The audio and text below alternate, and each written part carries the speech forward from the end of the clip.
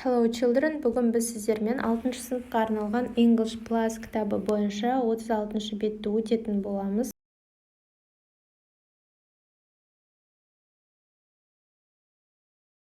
Present continuous тақырыбы берілген, соған байланысты ережені оқайық. Rules. We use the present continuous to talk about things happening now, habits and routines. Біз present continuous'ты қазіргі болып жатқан жайттар мен әдеттер және рутиналар туралы айту үшін қолданамыз. We use the verb do or be to form the present continuous. Біз present continuous'ты құрау үшін do немесе be етістіктерін қолданамыз. We add ing or ed to the main verb in the present continuous. Present continuous'та ing немесе ed окончанияларын негізгі етістікке жалғаймыз. Қазір екінші жаттығу.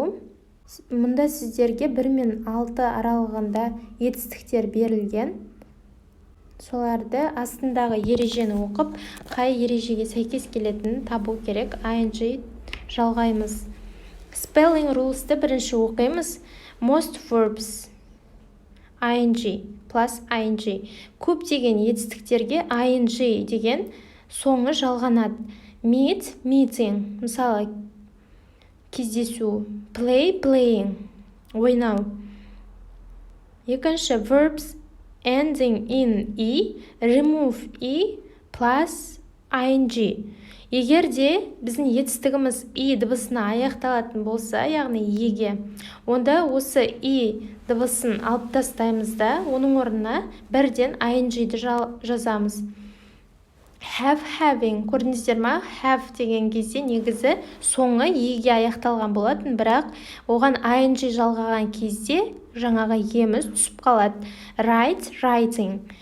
Үшінші, verbs ending in a vowel plus consonant, double final consonant plus ing.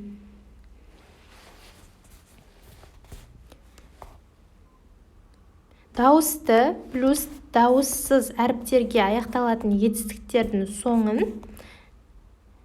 дауысты плюс дауыссыз әріптерге аяқталатын етістіктердің соңындағы дауыссыз әріп еселенеді және оған ing жалғанады.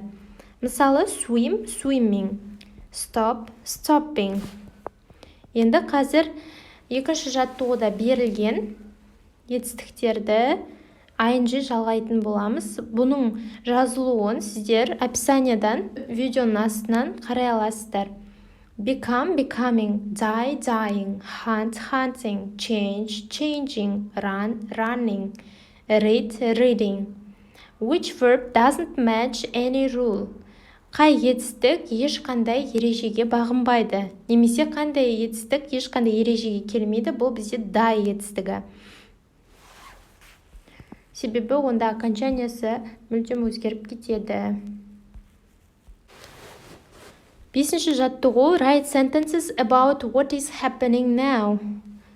Қазір не болып жатқандығы туралы сөйлемдер жаз дейді. Мысалы, I think about the weekend. Мен демалыс туралы ойлап отырмын. I'm not thinking about the weekend деген мысал берілген сіздерге. Мен демалыс туралы ойлап отырған жоқпын. My parents және work сөзі берілді сіздерге. Менің ата-анам және жұмыс жасау. My parents are working деп жазсаңыздар болады. The teacher write on the board. The teacher is writing on the board.